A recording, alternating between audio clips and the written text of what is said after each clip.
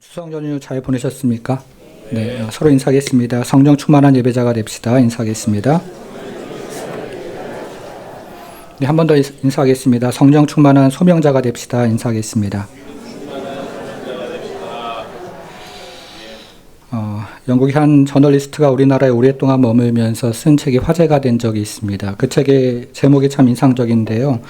이 책의 제목은 기적을 이룬 나라, 기쁨을 잃은 나라였습니다. 이 책의 저자는 지난 반세기 동안에 한국이 얻은 것과 또 잃은 것이 무엇인지를 굉장히 예리하게 통찰을 했습니다. 지난 반세기 동안 한국은 세계에서 유례를 찾아볼 수 없는 경제적인 성장을 이루었음에도 불구하고 사람들 안에 참된 만족감을 잃어버린 나라가 되었다고 이 책을 통해서 이야기합니다. 더불어서 한국이 교육과 직업 선택과 외모 등에서 획일적인 기준을 가지고 기쁨을 잃어버린 나라가 되었다고도 이야기합니다. 그런데 저는 이 책을 읽으면서 이런 생각을 하게 되었는데 오늘날의 한국교회도 동일한 선상에 서 있는 것이 아닌가 하는 생각을 해보았습니다.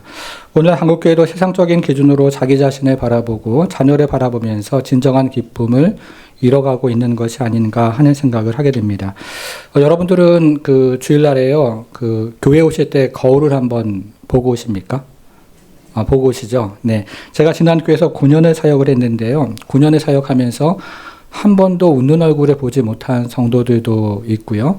보면 늘 무표정하고 화가 난 듯한 표정을 하는 성도들도 가끔 보게 됩니다. 교회도 기쁨을 잃어가고 있는 것이 아닌가 하는 생각이 드는데 자기도 모르는 사이에 기쁨을 잃어버리면서 얼굴을 찡그리며 다니기도 하고 또 화가 난 표정으로 다니는 그런 성도들을 가끔 보게 된다는 거죠. 여러분, 그러면 우리는 어떻게 기쁨을 누리며 살 수 있을까요? 오늘은 기쁨에 대한 이야기를 함께 나누어 보려고 합니다. 오늘 본문에 나오는 제자들은 예수님이 이제 곧 떠나신다는 말씀에 깊은 낙심에 빠져버립니다. 오늘 본문을 조금 읽어가면서 우리가 살펴보겠습니다. 먼저 16절부터 19절을 좀 읽어보겠습니다. 16절부터 19절을 같이 좀 읽어보겠습니다. 시작. 조금 있으면 너희가 나를 또 조금 있으면 나를 보리라 하시니 제자들에서 서로 말하되 우리에게 말씀하신 바 조금 있으면 나를 보지 못하겠고 또 조금 있으면 나를 보리라 하시며 또 내가 아버지께로 들으리라 하신 것이 무슨 말씀이냐 하고 또 말하되 조금 있으면이라 하신 말씀이 무슨 말씀이냐 무엇을 말씀하셨는지 알지 못하노라. 예수께서 그 묻고자 함을 하시고 이르시되 내 말이 조금 있으면 나를 보지 못하겠고 또 조금 있으면 나를 보리라 하므로 서로 의논하니라. 여러분, 지금 우리가 네 구절을 읽었는데요. 이 네 구절 안에 반복돼서 나오는 단어가 있습니다. 무엇인지 확인하셨습니까? 조금 있으면이라는 단어죠. 예수님의 고별 설교에 이처럼 한 가지 단어가 이렇게 여러 번 반복해서 강조되는 곳은 여기가 유일한데요. 이제 조금 있으면 중요한 일이 일어날 것이라고 말씀하시면서 예수님은 이 조금 있으면이라는 말을 네 구절 안에 7번을 반복을 하십니다. 여러분, 그러면 조금 있으면 어떤 일이 일어날까요? 예수님은 고별 설교를 마무리하시면서 조금 있으면 너희가 나를 보지 못하겠고 또 조금 있으면 나를 보리라 말씀을 하십니다. 그러자 제자들이 조금 있으면 나를 보지 못하겠고 또 조금 있으면 나를 보리라 하는 말씀을 이해하지 못해서 서로 수군거리기를 시작합니다. 그러자 제자들의 마음을 아시는 주님께서 이들의 마음을 진정시키기 위해서 다시 한번 조금 있으면 너희가 나를 보지 못하겠고 나를 조금 있으면 보리라 이렇게 말씀을 하시면서 너희가 이것을 이해하지 못함으로 수군거리냐고 질문을 하시는 그런 내용을 우리가 살펴보았습니다. 우리가 지금 네 구절을 살펴보았는데요. 거기에 같은 말이 3번이나 반복되는 것을 지금 확인을 하고 있습니다. 여러분, 그러면 조금 있으면 나를 보지 못하겠고 또 조금 있으면 나를 보리라 주님 이렇게 말씀하셨는데 여기는 어떤 의미가 있을까요? 먼저 조금 있으면 나를 보리라는 말씀은 보지 못하겠다는 말씀은 예수님의 십자가 죽음을 의미하는 말씀입니다. 이제 고별 설교가 16장에서 마무리가 되는데요. 이 고별 설교가 마무리가 되고 2시간, 3시간이 지나면 예수님이 붙잡혀서 십자가에 돌아가시기 때문에 조금 있으면 나를 보지 못하겠다는 말씀은 예수님의 십자가 죽음을 분명히 의미하는 말입니다. 여기에는 이론의 여지가 없습니다. 여러분, 그러나 그 다음에 나오는 조금 있으면 나를 보리라 말씀하시는데 이 말은 어떤 의미가 있겠습니까? 조금 있으면 나를 보리라는 말씀, 예수님의 부활을 의미하는 거죠. 예수님께서 십자가에 못 박히시고 돌아가셔서 3일 만에 부활해서 제자들을 만나는데, 그래서 이것을 가리켜서 예수님 말씀하시는 것입니다. 여러분, 그런데 여기서 조금만 우리가 더 생각해 보겠습니다. 여기서 우리가 조금만 더 생각해 보면 이것은 궁극적으로 오순절 성령 강림을 지금 예수님 말씀하고 계시는 것입니다. 예수님이 지금까지 제자들을 떠나신다고 말씀하셨는데요. 제자들을 떠나시면서 또 다른 보혜사 성령께서 너에게 오셔서 영원토록 함께 하실 것이라고 말씀하셨기 때문에 이것은 궁극적으로 오순절 성령 강림 때 오실 성령님에 대한 말씀을 하시는 것입니다. 이렇게 이해하는 것이 문맥과도 잘 통합니다. 우리가 지난주에 예수님의 떠나심과 성령님의 오심에 대해서 살펴보았죠. 성령의 사역에 대해서 우리가 살펴보았는데요. 두 가지로 살펴보았습니다. 첫째는 성령이 오시면 세상에 대해서는 책망하시는 사역을 하고, 그리고 교회와 신자에 대해서는 모든 진리 가운데로 인도하시는 사역을 하신다고 우리가 지난주에 살펴보았습니다. 이처럼 16장 7절부터 계속해서 보혜사 성령님의 사역에 대해서 또 오심에 대해서 이야기를 하고 있기 때문에 오늘 본문도 그 연장선상에서 성령님의 오심에 대해서 말씀을 하고 계시는 것입니다. 그러므로 조금 있으면 나를 보리라 하는 말씀은 십자가에서 이제 죽으시고 부활하시고 승천하셔서 성령으로 다시 오시겠다는 말씀을 우리 주님께서 하시고 계시는 것입니다. 여러분, 그러면 조금 있으면 일어날 일 때문에 제자들과 세상은 어떻게 반응을 할까요? 이번에도 조금 읽어보겠습니다. 20절부터 22절인데요. 자, 이번에는 세 절을 같이 좀 읽어보겠습니다. 시작. 내가 진실로 너희에게 이르노니 너희는 곡하고 애통하겠으나 세상은 기뻐하리라. 너희는 근심하겠으나 너희 근심이 도리어 기쁨이 되리라. 여자가 해산하게 되면 그때가 이르렀으므로 근심하나 아기를 낳으면 세상에 사람 난 기쁨으로 말미암아 그 고통을 다시 기억하지 아니하느니라. 지금은 너희가 근심하나 내가 다시 너희를 보니 너희 마음이 기쁠 것이요 너희 기쁨을 빼앗을 자가 없으리라. 자, 잠시 후에 예수님께서 십자가에 죽으시면 제자들은 곡하고 애통할 것입니다. 여기 나오는 두 가지 단어는 장례 때 사용하는 단어이기 때문에 이것은 예수님의 십자가 죽음을 의미하는 것이죠. 그러나 이것을 본 세상은 기뻐할 것입니다. 세상은 자기들이 미워하는 예수님이 결정적으로 없어진 것을 보면서 기뻐할 것입니다. 여러분, 그런데 잠시 후에 또 다른 일이 일어나죠. 잠시 후에 또 어떤 일이 일어나냐면 제자들의 슬픔이 변해서 기쁨이 될 것이다. 이렇게 예수님은 말씀을 하고 계십니다. 이 말씀은 어떤 의미를 가지고 있을까요? 근데 잠시 후에 제자들은 부활하신 주님을 만나면서 슬픔이 변해서 기쁨이 될 것이라는 뜻입니다. 여러분, 그런데 이것도 조금 더 한번 생각을 해보겠습니다. 이것도 조금 더 생각을 해보면 제자들의 슬픔이 변해서 기쁨이 된다는 말씀도 역시 궁극적으로 성령의 강림에 대해서 이야기를 하는 것입니다. 실제로 오순절 성령 강림 때 교회와 신자들은 큰 기쁨을 경험하는데요. 사도행전 2장을 보면 그런 큰 기쁨이 여러 차례 기록이 되어 있는 것을 우리는 어렵지 않게 확인을 할 수가 있습니다.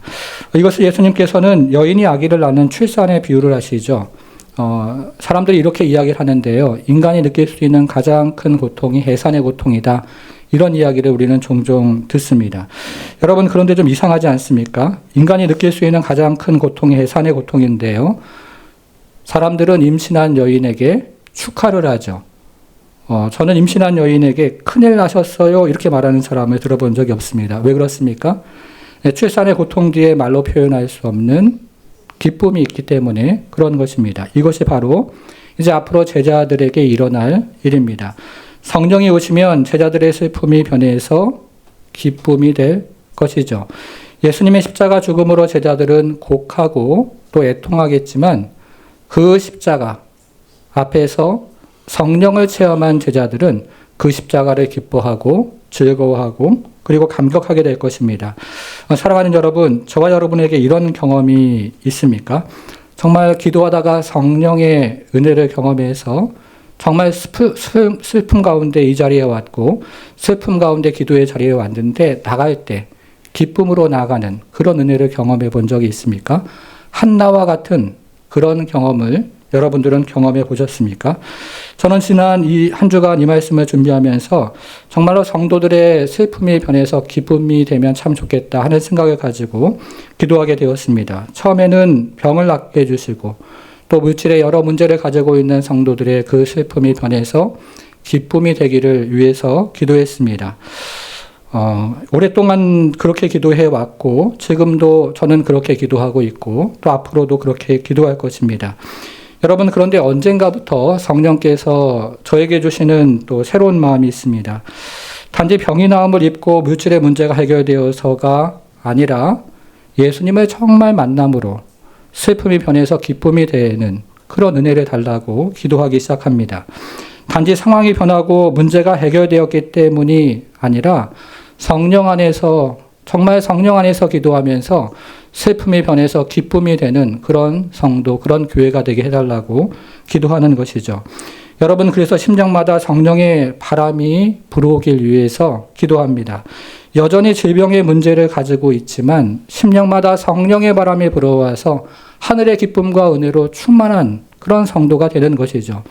여전히 물질의 문제를 내가 가지고 있지만 성령의 생기가 내 안에서 불어와서 상황은 여전히 똑같지만 그럼에도 불구하고 같은 상황 가운데서 하늘의 능력과 기쁨을 경험하는 그런 교회, 그런 성도가 되기를 위해서 기도하는 것입니다.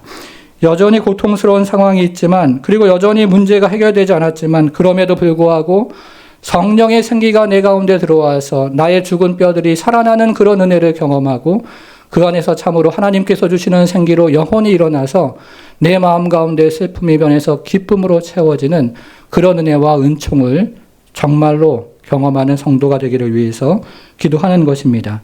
사랑하는 여러분, 지금 제자들의 상황이 변하는 것은 아무것도 없습니다. 예수님께서 부활하신 이후에도 제자들의 상황은 변하지 않았고 이들이 오순절 성령 강림을 체험한 이후에도 제자들의 상황은 변하지 않았습니다. 여전히 세상은 제자들을 미워했고 박해했고 그리고 핍박을 했던 것이죠. 여러분, 그러나 제자들이 오순절 성령의 강림을 체험하자 변하기 시작했죠. 이들이 가지고 있었던 그 슬픔이 변해서 기쁨이 되기 시작했습니다. 그전에는 십자가 앞에서 통곡하고 애통해했지만 성령의 은혜로 말미암아서 이들의 심령 가운데 성령의 바람이 불어오자 이들 가운데 참으로 그 슬픔이 변해서 기쁜 그 은혜들을, 기쁨의 십자가, 감격의 십자가, 영광의 십자가를 경험하는 그런 은총을 경험했던 것입니다. 사랑하는 여러분, 저와 여러분에게 정말 이 기쁨이 있습니까? 우리가 굳은 표정과 엄숙한 태도로 사는 것에 너무 익숙해져서요, 기쁨을 잃어버린 그런 인생을 살고 있지 않는가 하는 질문을 오늘 본문을 보면서 해보게 됩니다. 그래서 사람들로 하여금 그리스도를 나도 모르는 사이에 밀어내고 멀어지게 하는 그런 역할을 내가 하는 것은 아닌가를 생각해 보게 됩니다. 역사상 가장 위대한 철학자로 손꼽히는 사람 중에 독일의 철학자 니체가 있습니다. 언젠가 이 니체에게 친구가 이렇게 물었습니다. 자네가 지금까지 살아오면서 기독교에 대해서 그렇게 부정적이고 교회에 대해서 그렇게 부정적인 이유가 무엇인가? 라고 물었습니다. 니체가 이렇게 대답을 했습니다. 내가 부친의 교회에 몇 번 종종 방문을 했는데 그 안에 있는 예배를 드리는 사람들 안에서 즐거움과 기쁨을 발견할 수 없었다네. 이렇게 대답을 했다는 것입니다. 우리가 조금 더 우리를 자신을 돌아보면서 새겨보아야 한 일화입니다. 오래 전이었는데요. 남아공의 투투 주교라고 있는데요. 이 남아공의 투투 주교와 달라이 라마가 현대사회 문제에 대해서 서로 대화를 했던 적이 있습니다. 이 대화의 주제는 현대사회의 문제인데 이때 투투 주교가 현대사회의 문제를 현대사회가 기쁨을 잃어버린 것이라고 지적을 했습니다. 그러면서 투투 주교는 이런 인상적인 이야기를 했는데요. 세상을 돌보는 사람에겐 매력과 기쁨이 넘쳐야 합니다. 이런 이야기를 했어요. 세상을 돌보는 그리스도인들에게 매력과 기쁨이 넘쳐야 합니다. 얼마나 귀한 통찰입니까? 우리는 일반적으로 물질로 다른 사람을 도와야 한다고 생각을 하죠. 그래서 어떤 사람들은 교회 예산에서 몇 %가 밖에 어려운 사람들을 위해서 사용되는가를 또 눈여겨보는 분들이 계시죠. 여러분, 그것은 굉장히 필요한 일이라고 생각을 합니다. 그러나 때때로 여러분들의 따스한 미소, 그 미소 하나가 세상을 밝게 하고 여러분들 안에 있는 그 기쁨이 세상을 더 밝히는 것을 우리는 깨닫게 되죠. 그런가 하면 유명한 설교자 토니 캠벌리는 하나님의 나라를 파티다 이렇게 정의를 했습니다. 그리스도인들은 누구보다 기뻐하는 사람들이다 이렇게 말했습니다. 지금도 살아계신 주님께서 성령을 통해서 우리에게 하늘의 기쁨을 주시기 때문에 그 기쁨으로 기뻐하는 사람들이 바로 그리스도인이다 이렇게 말을 했던 것입니다. 사랑하는 여러분, 우리 예배에도 정말로 감동과 저는 기쁨이 있었으면 좋겠다 생각을 해봅니다. 제가 이 강단에서 이제 설교한 지가 10년이 지나고 따져보니까 한 달이 이제 되었는데요. 지난 10년 동안 한결같이 주무시는 분이 딱 두 분 있다고 한번 생각을 해보겠습니다. 1부 때 한 분 있고 2부 때 한 분 있다 이렇게 한번 생각을 해보겠습니다. 여러분, 예배가 무엇일까요? 예배는 인내하면서 견디는 게 아니죠. 핸드폰 보면서 시간을 때우는 것도 아니죠. 우리는 예배를 참 하나님 앞에 기쁨으로 산 제사로 나아가 드리는 것이 예배입니다. 우리가 지난 한 주간 일상을 돌아보면 참 힘든 데 많고 남들에게 이야기하지 못하는 어려운 일 참 많이 있습니다. 그 일 가지고 와서 우리가 하나님 앞에 기도하기도 하고요. 그러나 한편으로는 그 일 가운데서도 예배 자리로 나와서 마음의 문을 활짝 열고 기쁨으로 주님을 예배하는 그런 성도가 되어야 하는 것이죠. 이처럼 오늘 본문은 성령이 충만할 때 우리 가운데 어떤 일이 일어나는가를 우리에게 알려주고 있는데요. 이제 두 가지 적용을 한번 해보겠습니다. 지금까지 말씀을 한마디로 정리하면 성령이 오실 때 일어나는 일이었습니다. 부활이 아니고 성령이 오실 때 일어나는 일인데요. 자, 오순절 성령 강림 때 제자들이 무엇을 경험한지를 첫 번째 적용을 한번 보겠습니다. 23절 상반절로 한번 가볼게요. 23절 상반절로 한번 가보겠습니다. 어떤 말로 시작을 하죠? 네, 그 날에는 너희가 아무것도 내게 묻지 아니하리라. 제가 다시 한번 읽어볼게요. 그날에는 너희가 아무것도 내게 묻지 아니하리라. 여러분, 그날이 언제예요? 그날이 언제죠? 네, 성경이 말하는 그날은 일반적으로 종말을 의미하는 것입니다. 종말에는 아무런 질문이 없는 그런 날이 올 것이다 라고 말씀하시는 것이죠. 우리가 인생을 살아가면서 여러 질문들이 우리 안에 있습니다. 이 고난은 왜 일어나는 것인지, 이 사건은 어떻게 발생한 것인지, 그리고 왜 그때 그 사람을 만났는지, 우리 안에 여러 질문이 있지만 세상의 마지막 날 이 질문을 할 필요가 없을 때가 우리 가운데 온다는 것이죠. 여러분, 그런데 성경이 말하는 종말이 있습니다. 성경이 말하는 종말은 언제 시작이 될까요? 성경이 말하는 종말은 오순절 성령 강림 때 시작이 됩니다. 다시 한번 이야기해 볼게요. 이 성경이 말하는 종말은 예수님의 재림 때 시작하는 것이 아니고 오순절 성령 강림 때 시작이 되어서 우리는 오순절 성령 강림 때로부터 해서 성령의 은혜로 말미암아 마지막 날을 조금씩 맛보면서 경험하며 살아가고 있는 그 어느 시점에 있는데, 그래서 성경이 이야기하는 종말은 오순절 성령 강림으로부터 시작을 합니다. 그래서 오순절 성령 강림을 경험한 제자들에게 나타난 현상이 있었는데요. 우리가 지금 읽었던 23절 상반절처럼 더 이상 질문하지 않는 그런 은혜들을 경험했습니다.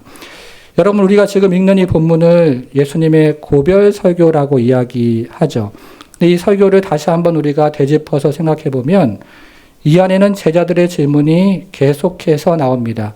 처음에는 베드로가 예수님에게 어디로 가시는 것입니까? 이렇게 물었고, 그 다음에는 도마가 예수님께서 가시는 길에 대한 이야기를 또 묻습니다.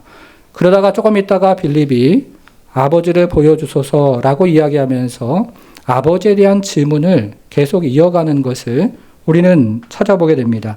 여러분, 그런데 오순절 성령 강림을 체험한 제자들은 더 이상 인생에 이처럼 궁극적이고 그리고 결정적인 질문에 대해서 이들 안에 그 질문을 더 이상 하지 않는 것을 보게 됩니다. 왜냐하면 진리의 성령이 오셔서 제자들을 모든 진리 가운데 인도해 주시기 때문에 그런 것이죠.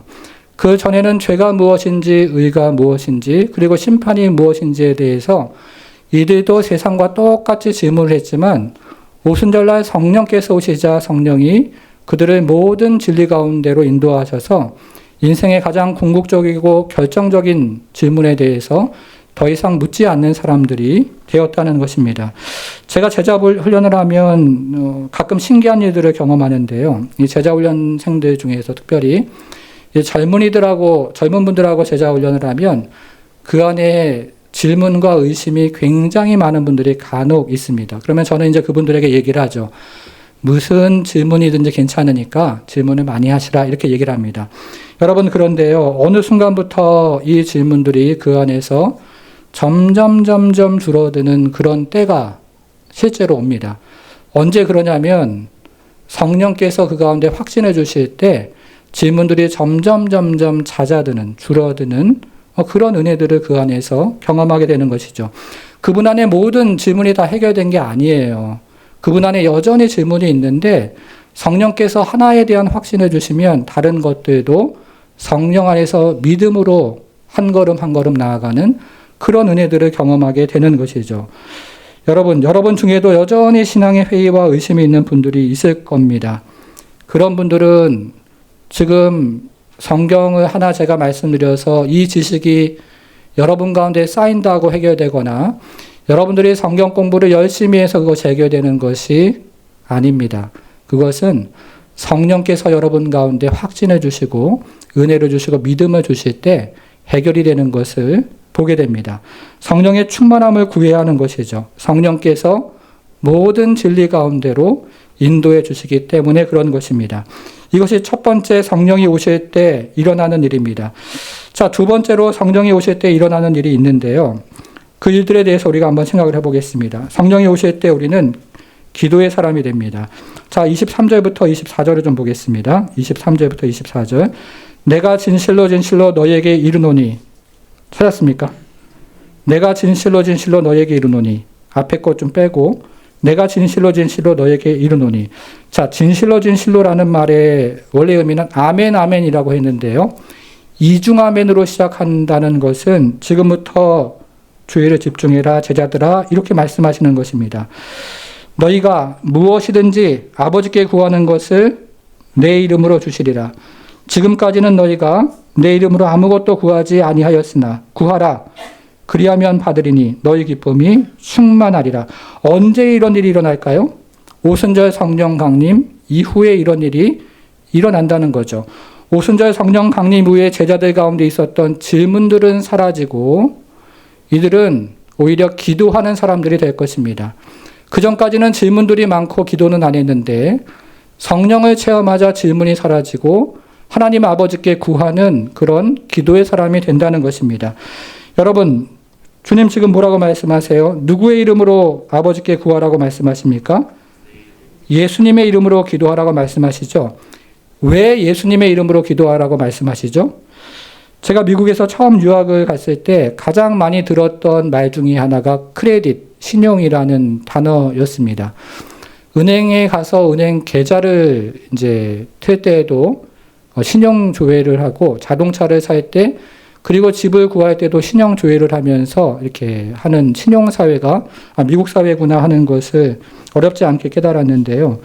처음에 가서 이제 미국에 제가 신용이 없으니까 미국에 오래 사신 분들 중에서 이제 신용이 많이 쌓인 분들이 보증을 써서 그분의 이름 덕분에 이제 자동차도 사고 이제 집도 구하는 그런 일들을 경험합니다. 여러분, 이런 것이 바로 예수님의 이름으로 기도한다는 뜻입니다. 나는 하나님 앞에 크레딧이 없는데 예수님의 크레딧, 예수님의 신용을 덧입어서 하나님 앞에 나아가 기도하는 것이죠. 아레이 토레이 목사님의 책에 이것에 관한 흥미로운 예화가 나옵니다. 토레이 목사님이 호주에서 집회를 한참 열고 있는데 어느 날 저녁 때 쪽지 하나가 이렇게 올라왔어요. 이제 질문이 하나 있습니다. 이런 질문이었습니다. 저는 오랜 동안 신앙생활을 신실하게 해왔던 장로 교인입니다. 25년 동안 교회에서 주일학교 교장을 지냈고 20년 동안 교회의 장로로 섬겼습니다. 그런데 저에게 문제가 있습니다. 어느 날부터 주님께서 저의 기도에 응답을 하지 않습니다. 그 이유를 설명해 주십시오. 자, 이런 쪽지가 올라왔어요. 그래서 다음날 저녁이 되었는데요. 토레이 목사님이 그 질문에 대한 답을 하기를 시작합니다. 이렇게 이야기를 합니다. 그렇게 오랫동안 훌륭하게 하나님을 섬겨온 분이 기도의 응답을 받지 못하는 이유는 예수님의 이름이 아니라 자기의 이름으로 하나님께 기도를 하기 때문에 그렇습니다. 만약 하나님으로부터 기도의 응답을 받기 원한다면 우리는 하나님으로부터 기도의 응답을 받을 자격이 있다는 그런 모든 생각을 내려놓아야 합니다. 우리 중에 어떤 누구도 하나님으로부터 무엇을 받을 자격이 있는 사람은 아무도 없습니다. 우리 가운데 자격이 있다면 우리의 죄값으로 말미암아 멸망을 받고 지옥에 갈 자격밖에 우리에게는 없습니다. 그러나 예수님은 하나님으로부터 무엇을 구할 자격과 권리가 있으신 분이십니다. 그러므로 우리는 우리의 을 위해 하나님 앞에 기도하러 나아가는 것이 아니라 예수님의 은총 아래에서 하나님 앞에 기도하러 나가는 사람들입니다. 이렇게 답을 했다는 거예요. 이것이 예수님의 이름으로 기도한다는 말의 의미입니다. 여러분, 그러면 우리는 예수님의 이름으로 무엇을 기도합니까? 여러분들은 어떤 기도를 하고 계십니까? 우리는 지금 고별 설교를 살펴보고 있는데요. 이 고별 설교에는 기도에 관한 6구절이 나옵니다. 굉장히 많이 나와요. 그런데 그 6구절 중에서요, 같은 말이 5구절에서 반복이 되는데, 그 같은 말이 무엇인지를 한번 성경을 가지고 확인을 해 보겠습니다. 자, 성경은 14장으로 한번 가볼게요. 14장 13절로 한번 가보겠습니다. 14장 13절. 자, 한번 확인해 볼게요. 너희가 내 이름으로 찾았습니까? 자, 너희가 내 이름으로, 그 다음 뭐라고 되어 있어요? 거기 표시를 한번 해보겠습니다. 무엇을 구하든지 내가 행하리니 이는 아버지로 하여금 아들로 말미암아 영광을 받으시게 하려 함이라. 14절. 내 이름으로 뭐라고 되어 있죠? 네, 거기도 표시를 해보겠습니다. 무엇이든지 내게 구하면 내가 행하리라. 여러분 아멘입니까? 네, 7절로 가보겠습니다. 15장 7절이요. 15장 7절로 가보겠습니다.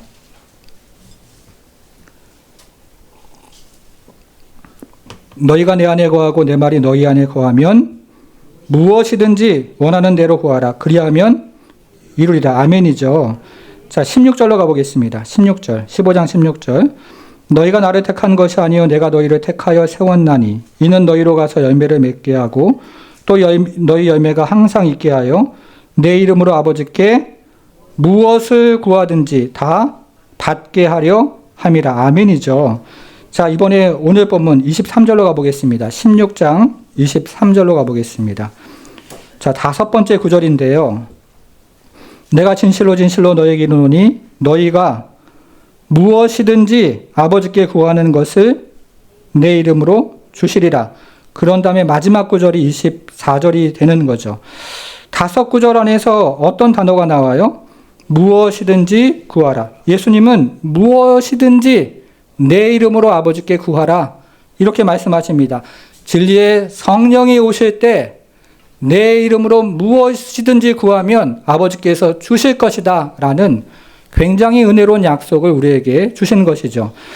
사랑하는 여러분, 여러분들은 지난 일주일 추석 연휴 지내면서 이 자리에 오셨는데요. 이 자리에 오실 때 어떤 근심을 가지고 오셨습니까? 그리고 어떤 슬픔을 가지고 이 자리에 오셨습니까? 주님께서 지금 하시는 말씀은 고아처럼 혼자서 그 문제 해결하려고 하지 말고 예수님의 이름으로 무엇이든지 아버지께 가지고 나아가라고 말씀하고 계시는 것이죠.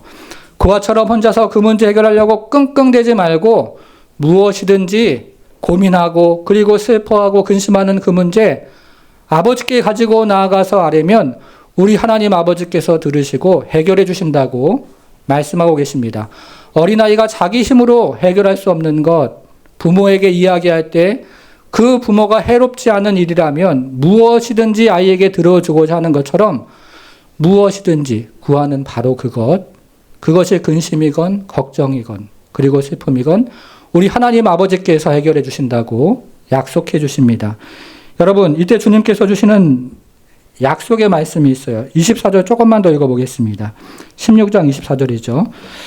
지금까지는 너희가 내 이름으로 아무것도 구하지 아니하였으나 구하라.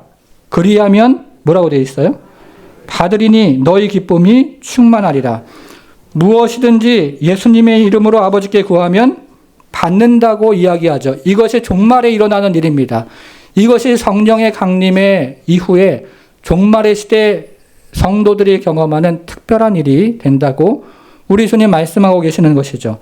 여러분, 그런데 실제로 우리의 기도의 응답이 정말로 이렇게 우리가 살펴본 말씀처럼 일어나는가 하는 것입니다. 그렇지 못한 이유가 무엇일까요? 첫째로는요, 우리가 욕심대로 구하기 때문에 그런 것이죠. 우리의 정욕대로 쓰려고 구하는 것은 그것이 해로운 줄 하나님이 아시기 때문에 우리에게 주시지 않는 것이죠. 두 번째가 이유가 있는데요. 그것은 기도하지 않기 때문에 그런 것입니다. 여러분, 의외로 많은 성도들이 어떤 문제가 발생하면 혼자서 고아처럼 끙끙 그 문제를 가지고 해결하려고 하지 하나님 앞에 가지고 나와서 해결하려고 하지 않습니다. 여러분, 정말 비밀이 하나 있는데요. 많은 성도들이 기도를 안 해요. 정말 이건 비밀인데 많은 성도들이 정말 기도를 안 해요. 사랑하는 여러분, 여러분 중에 기도하면서 낙심하는 분이 있을 겁니다. 오랫동안 기도했는데 정말 하나님이 기도 안 들어주신다는 생각에 낙심하고 내가 원하는 방향으로 하나님 들어주지 않아서 낙심하는 분이 있을 겁니다. 또 기도에 익숙하지 않은 분들은 기도하는 게 익숙하지 않아서 허공에다가 뭔가 자꾸 얘기하는 듯한 그런 느낌을 받는 분도 계실 겁니다. 그리고 제가 앞에서 이제 적용 기도할 때 우리가 통성 기도하는데요. 이 통성 기도가 익숙하지 않아서 입을 벌려서 소리내서 기도하지 못하는 분들도 여러분 가운데 계시죠. 그래서 2분, 3분 기도하면 이제 기도거리가 다 떨어져서 언제 끝나지 하고 기다리고 계시는 분도 여러분 가운데 계실 겁니다. 새벽에 나와도 5분 앉아있으면 너무 많이 앉아있은 거죠. 자리를 일찍 일어나시는 분도 여러분 가운데 계실 겁니다. 여러분, 그런데요, 바로 그때가 기도해야 할 때입니다. 그때가 기도의 자리에서 일어나야 할 때가 아니고 바로 그때가 기도해야 할 때입니다. 기도하다가 낙심이 찾아올 때 바로 그때가 기도해야 될 때예요. 기도하는데 허공을 향해서 말하는 듯한 느낌을 받을 때 바로 그때가 기도해야 될 때입니다. 기도하는데 소리가 나오지 않을 때 바로 그때가 기도해야 할 때입니다. 사랑하는 여러분, 왜 그런지 아십니까? 기도는 영적 전쟁이기 때문에 그렇습니다. 우리의 죄악된 본성과 육체의 본성이 하나님 앞에 엎드리는 것을 방해하는 영적 전쟁의 기도 안에 있기 때문에 그런 것이죠. 이 세상 임금 마귀가 우리의 육체적 본성을 부추겨서 하나님 앞에 엎드리지 못하게 하는 방해가 있기 때문에 기도가 영적 전쟁인 것입니다. 여러분, 그래서 기도는요, 처음부터 마지막까지 영적 전쟁이에요. 기도의 자리로 나오는 것이 먼저 영적 전쟁입니다. 얼마나 많은 방해가 있습니까? 그 기도의 자리에서 이어가는 것도 영적 전쟁이 있습니다. 우리 안에 그 기도를 그만하고자 하는 수많은 마음과 그리고 생각들이 떠오르기 때문에 그런 것이죠. 그리고 우리의 기도를 응답받기 전까지, 응답받을 때까지 기도하는 것도 영적 전쟁입니다. 응답받기 전에 기도를 그치라고 하는 수많은 속삭임이 우리 안에 있기 때문에 그렇습니다. 기도는 처음부터 마지막까지 영적 전쟁인데요. 기도의 자리로 나오는 것도 영적 전쟁이요. 기도의 자리에서 기도하는 것도 영적 전쟁이며, 그리고 기도가 응답받는 데까지 나아가는 것도 영적 전쟁입니다. 사랑하는 여러분, 여러분들은 정말로 기도의 능력을 믿으십니까? 아이고, 아직 점심 안 드셔가지고 소리가 작은데요. 정말로 믿으셔요? 어떤 비행사가 작은 경비행기를 타고 바다를 건너고 있었습니다. 한참 비행기가 가서 바다를 건너고 있는데 엔진에서 이상한 소리가 들려서 가만히 들어보니까 생쥐가 갉아먹는 소리가 들려오기 시작했습니다. 가슴이 덜컹 내려앉았습니다. 이 작은 생쥐라도 엔진 안에 있는 어떤 부품을 갉아먹거나 기계의 선을 갉아먹다가 끊어버리면 비행기가 추락할 수도 있는 그런 위험한 상황이었습니다. 그때 이 비행사 안에 지혜가 한 가지 떠올랐습니다.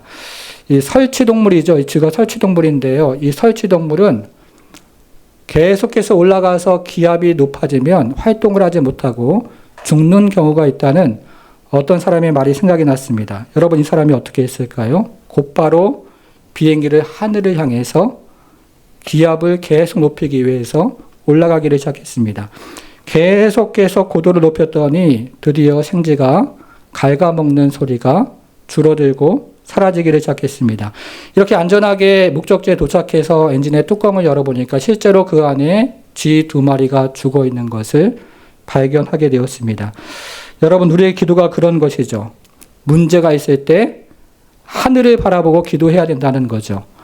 낙심이 찾아올 때도 하늘을 바라보고 기도해야 한다는 것입니다. 내 기도가 허공을 치는 것 같은 느낌이 올 때에도 하늘을 바라보고 기도하셔야 합니다. 여러분, 여러분의 기도가 화려하지 않아도 괜찮고 수식어가 많지 않아도 괜찮습니다. 때로는 아버지만 외쳐도 우리 하나님 아세요. 하나님 아버지, 나를 좀 불쌍히 여겨주세요. 하나님 아버지, 우리 교회 성도들을 긍휼히 여겨주세요.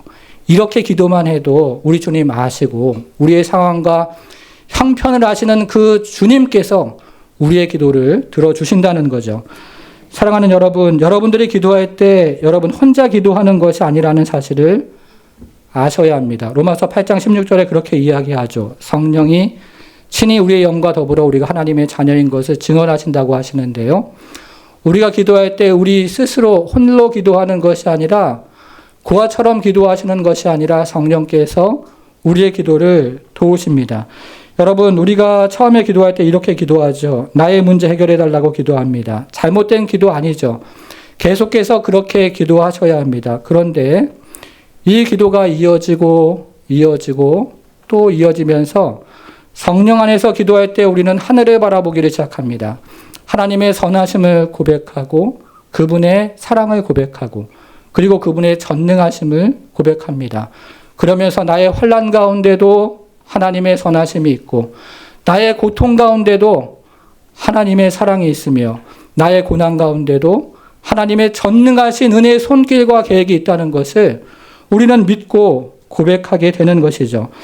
여러분, 이렇게 성령 안에서 기도하고 또 기도하면서 우리는 성령의 인도하심에 따라 결국 우리 주님의 십자가를 바라보게 됩니다.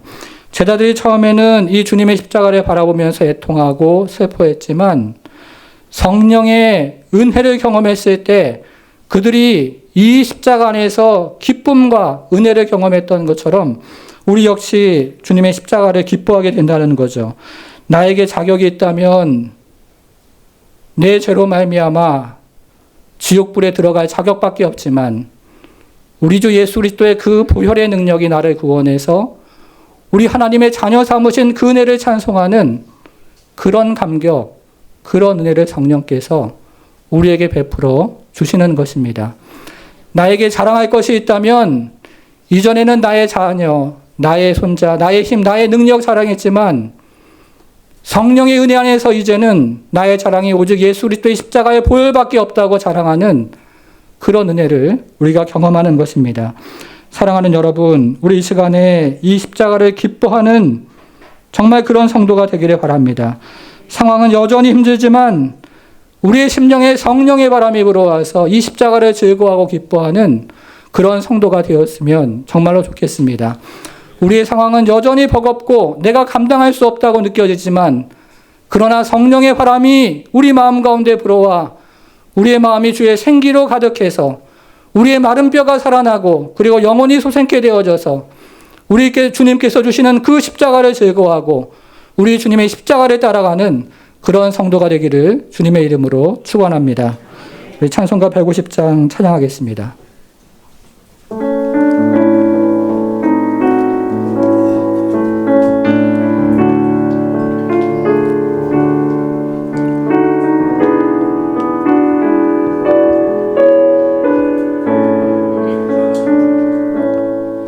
갈보리 산 위에 십자가 섰으니 주가 고난을 당한 표다. 험한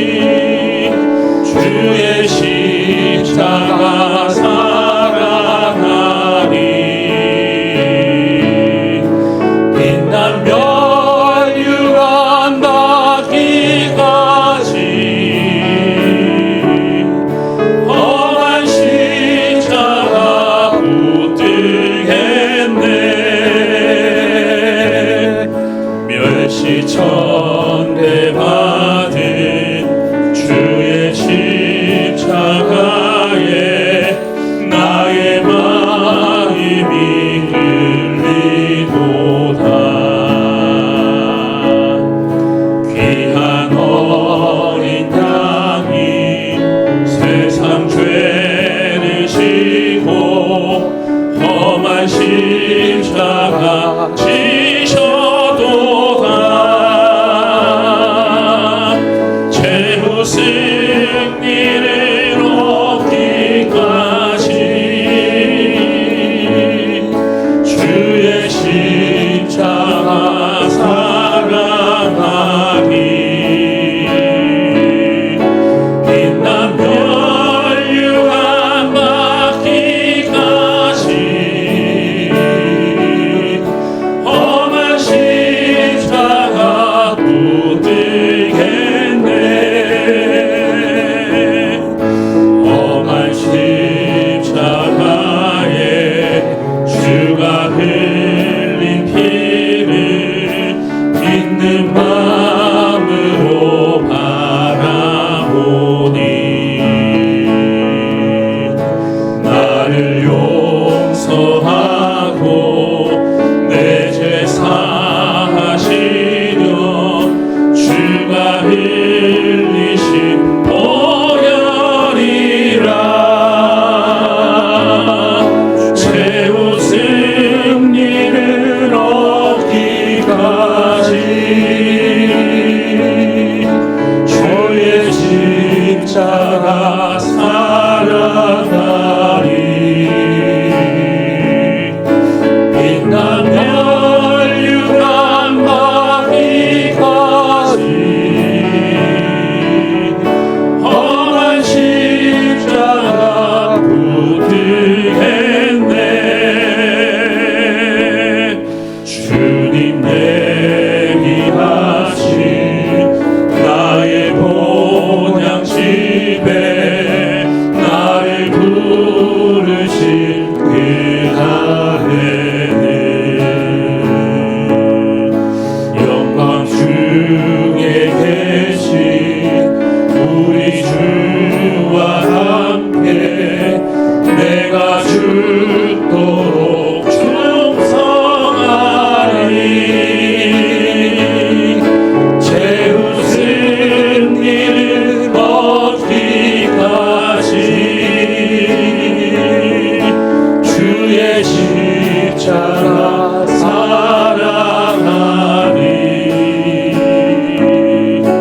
빛난 멸류관 받기까지 험한 십자가 붙들겠네 최후 승리를 얻기까지 주의 십자가 사랑하리 빛난 멸류관 받기까지 험한 십자가 붙들겠네 최후 승리를 얻기까지 주의 십자가 사랑하리 빛난 멸류관 받기까지 험한 십자가 최후 승리를 얻기까지 최후 승리를 얻기까지 주의 십자가 사랑하리 빛난 멸류관 받기까지 험한 십자가 붙들겠네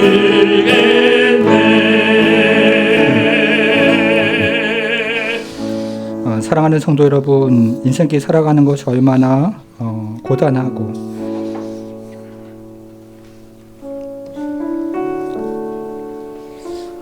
또 힘들고 어려우십니까?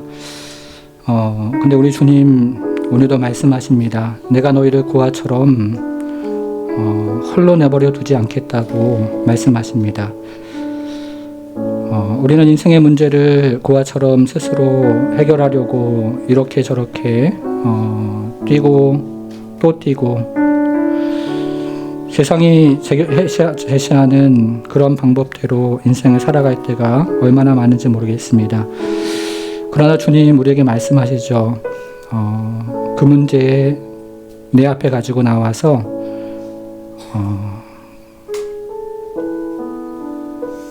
그것을 나에게 달라고 기도하라고. 그때 주님의 전능하심과 선하심과 그리고 주님의 우리 향한 그 깊은 사랑을 우리 주님 경험하면서 우리가 인생을 살아가기를 우리 주님 너무나 원하십니다. 여러분 이 시간에 어떤 슬픔, 어떤 근심, 어떤 걱정 가지고 이 자리에 나오셨습니까? 우리가 다시 한번 우리의 인생의 모든 것들을 주 앞에 의뢰하겠다고 그리고 고아처럼 살아가지 않고 주님의 말씀 붙잡고 약속 붙잡고 영적 전쟁에서 승리하며 살아가겠다고 마지막 최후까지 십자가를 붙잡고 살아가는 성도 되게 해달라고 그래서 최후 승리를 경험하는 그런 성도의 인생을 살아가게 해달라고 우리 생각나는 대로 성령의 인도하심에 따라 함께 기도하기를 원합니다. 기도하겠습니다. 살아계신 하나님 아버지, 우리 성도들 가운데 육체의 연약함을 하나님 가지고 주 앞에 통하는 성도들, 그리고 경제적인 어려움으로 참으로 하나님 아버지 주 앞에 하나님 아버지 슬픈 마음을 가지고 이 자리에 나온 성도들, 하나님 그리고 우리가 다 모르지만 하나님 각자의 고통과 그리고 하나님 아버지의 통함을 가지고 또 슬픔을 가지고 이 자리에 나온 하나님 사랑하는 성도들이 있습니다. 주님께서 성경을 통해서 우리 가운데 성령으로 지금도 역사하시고 말씀하실 때 우리가 예수를 믿으면 이 모든 문제가 정말 다 해결된다고 약속해 주지 않으셨지만 그러나 우리를 이 땅에 고아처럼 홀로 내버려 두지 않는다고 약속하시면서 하나님 아버지 우리에게 성령을 보내주시고 우리가 성령 안에서 다시 한번 일어설 수 있는 힘과 용기와 또 격려와 위로를 우리에게 허락해 주셔서 하나님 우리의 상황은 여전히 하나님 한치 앞을 내다볼 수 없는 그런 하나님 아버지 어렵고 슬프고 눈물 있는 그런 하나님 아버지 슬픔의 골짜기를 지나가지만 그럼에도 불구하고 주의 성령이 함께 하실 때 하나님 우리 가운데 참으로 큰 위로와 용기와 하늘의 힘과 그리고 은총을 가지고 우리의 힘이 아니라 주님께서 주시는 힘으로 또 한 걸음을 내디디며 천성을 향하여 올라가기를 원하오니 주님 이곳에 있는 모든 성도들 성령으로 위로하시고 힘을 주시며 하나님 아버지 참으로 성령의 하나님 아버지 은혜 가운데 다시 한번 힘을 얻고 또 힘을 얻어 천성을 향하여 한 걸음 한 걸음 나아가는 그런 성도들 모두가 될 수 있도록 우리 하나님 함께해 주옵소서. 하나님 이 땅에 살아가지만 우리가 참으로 마지막을 하나님 경험하며 이 땅에서 하늘의 보좌를 누리며 살아가는 성도들 되기를 간절히 기도합니다.